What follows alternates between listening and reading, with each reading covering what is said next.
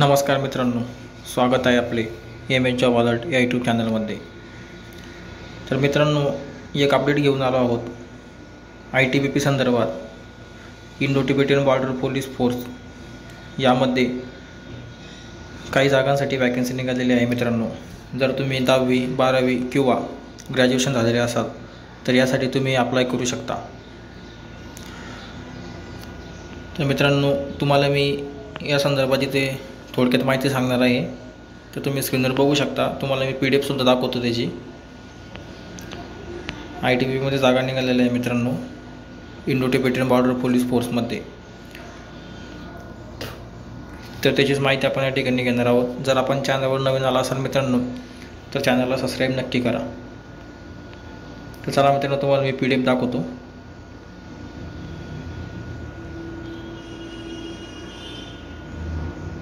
तर मित्रांनो तुम्ही स्क्रीनवर बघू शकता, इंडो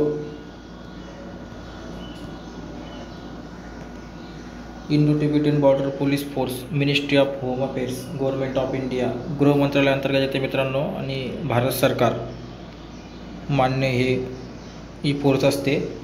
तर या ठिकाणी तुम्ही बघू शकता मित्रांनो, detail advertisement for recruiting to the post of sub inspector telecommunication, head constable telecommunication and constable telecommunication 2024 in ITBPF। तर मित्रांनो, सब इन्स्पेक्टरसाठी आणि हेड कॉन्स्टेबल आणि कॉन्स्टेबल या पदासाठी आणि टेलिकम्युनिकेशन या पदासाठी भरती निघालेली आहे मित्रांनो। तर तुम्ही या ठिकाणी बघू शकता। तर मित्रांनो, टोटल वॅकन्सी तुम्ही या ठिकाणी बघू शकता। कॅटेगरी वाईज इथे विभागणी केलेली आहे। Open, SC ST OBC EWS, male आणि फिमेल म्हणजे पुरुष व महिला दोन्ही यासाठी अप्लाय करू शकता।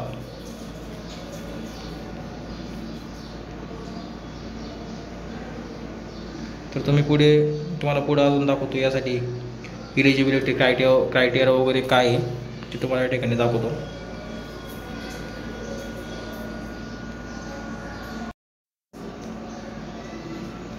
तर या ठिकाणी बघू शकता मित्रांनो, पे स्केल त्यांनी या ठिकाणी दिलेली आहे। म्हणजे पेमेंट वगैरे काय असणार आहे त्याची पेमेंट इथं दिलेली आहे। तर तुम्ही स्क्रीनवर पण बघू शकता मित्रांनो। इथं बघूया आपण इलिजिबिलिटी कंडिशन काय आहे। तर या ठिकाणी एज लिमिट त्यांनी दिलेली आहे मित्रांनो। सब इन्स्पेक्टरसाठी त्यांनी 20 ते 25 वर्ष, हेड कॉन्स्टेबलसाठी 18 ते 25 वर्ष आणि कॉन्स्टेबलसाठी 18 ते 23 वर्ष। आणि काही कॅटेगरींना SC ST आणि OBCला यामध्ये सूटसुद्धा दिलेली आहे। ते पण आपण या ठिकाणी बघू मित्रांनो। एज्युकेशन क्वालिफिकेशन काय, तर सब इन्स्पेक्टरसाठी जर फॉर्म भरायचा असाल तर बॅचलर डिग्री, त्याच्यामध्ये सायन्स विथ फिजिक्स आणि केमिस्ट्री आणि मॅथ इत्यादी विषय लागतात। आणि हेड कॉन्स्टेबलसाठी मित्रांनो 12वी पास लागतं। त्याच्यामध्ये फिजिक्स, केमिस्ट्री आणि mathematics 45% in physics, chemistry and mathematics from a recognize board or university. आणि 10 क्लास सुद्धा या ठिकाणी लागतो मित्रांनो। आणि त्याच्यामध्ये ITI 2 वर्ष इंडस्ट्रियल ट्रेनिंग इन्स्टिट्यूट सर्टिफिकेट या ठिकाणी त्यांनी सांगितलेलं आहे। तर कॉन्स्टेबलसाठी मित्रांनो फक्त 10वी पास दिलेला आहे। या ठिकाणी तुम्ही बघू शकता, कॉन्स्टेबलसाठी फक्त 10वी पास।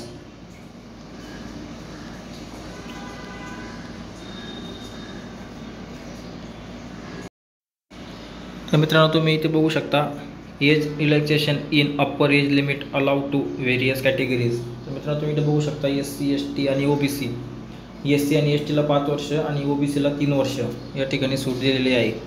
तुम्ही स्क्रीनवर सुद्धा बघू शकता। बाकी एक सर्व्हिसमॅन वगैरे यांना पण इथं वयामध्ये सूट दिलेली आहे।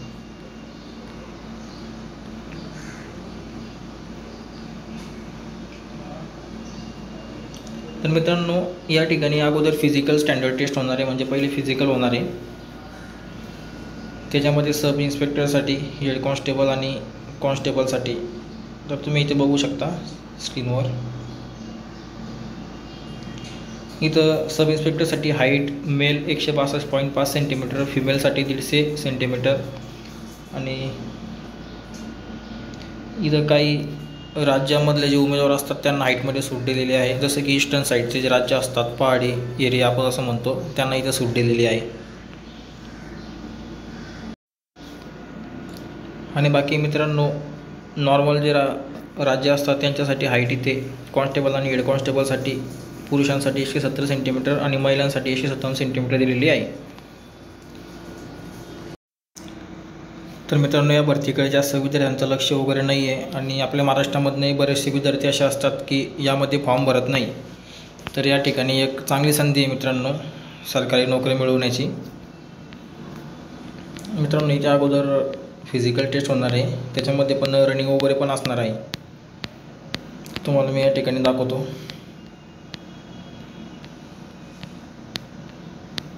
तर मित्रांनो, तुम्ही इथं बघू शकता physical PET physical efficiency test sub इन्स्पेक्टरसाठी मित्रांनो 100 meter running to be complete within 16 सेकंडमध्ये 100 मीटर मारायचं आहे आणि महिलांसाठी 100 मीटर हे 18 सेकंदामध्ये आहे.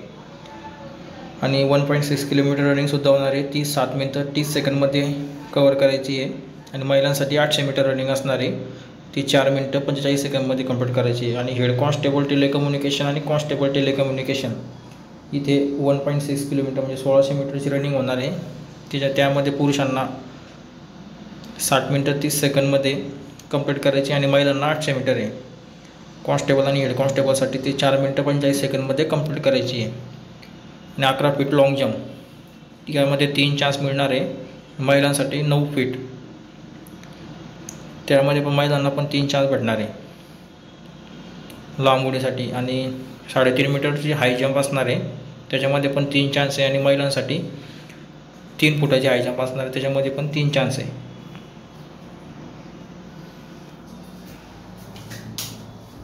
मित्रांनो, यामध्ये तुम्ही फॉर्म भरला नसाल तर आजपासून फॉर्म भरणं सुरू झालेलं आहे.